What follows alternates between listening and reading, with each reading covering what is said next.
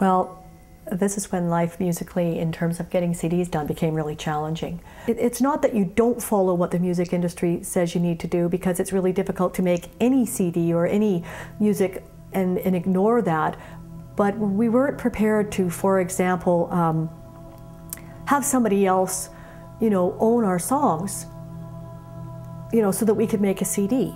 We did our first CD live off the floor. We knew that this wasn't going to be able to do the same thing for the types of vision we had. It was kind of an interesting thing. We were invited to the Cape Breton International Drum Festival. We were invited by Bruce Aiken, who's the producer of the show.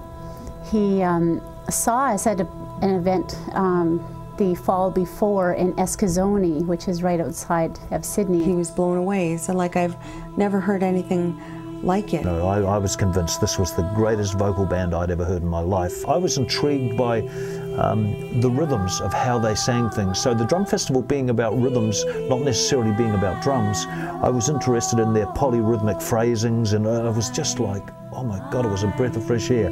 So I invited them to the festival. And Bruce warned us, he said, this will absolutely change your life. Little did we know what kind of a drum festival it was and the magnitude of performers. But we get there, and there are all these incredible drummers. I mean, legends, right? We met people who were icons to me, and one of those really great musicians was a guy by the name of Ed Mann, who was the percussionist and, I say, sound guru for Frank Zappa. I really noticed him when he played. He did his workshop and played, and he was just so involved and so moved by the music. I remember slinking down in my seat, like my jaw dropped to my knees, and I was like, wow, this guy's incredible, I remember the first seeing him and going, oh, he just looked like a really gentle soul, and he was really warm and there wasn't even any awkwardness in terms of, well, I don't know who you are, you know what I mean? And I didn't know, but he told us later that he watched our entire show, and which was really exciting for us. But it's just his. It really wasn't Ed Mann, Zappa's percussionist. It was Ed Mann, the percussionist, for me. Well, we were in a situation because the record label that we were looking at working with, we were really, I don't want to use the word distressed, but sort of like, okay, what are we going to do? And really in a quandary about what to do. And we actually left Edmonton with the contract sitting there waiting to be signed, and we're going, do we do it or don't we do it? And so we got a ride to the airport with Sarah and I and Ed. And we're talking about, the CD and what our dilemma is, and we're going, well, it's a huge problem, because finding someone who has the heart and the soul to be able to understand what it is we're trying to do with this CD, in terms of producers, we're having a really hard time. We cannot find that person. Sarah and Debbie, yeah, they definitely,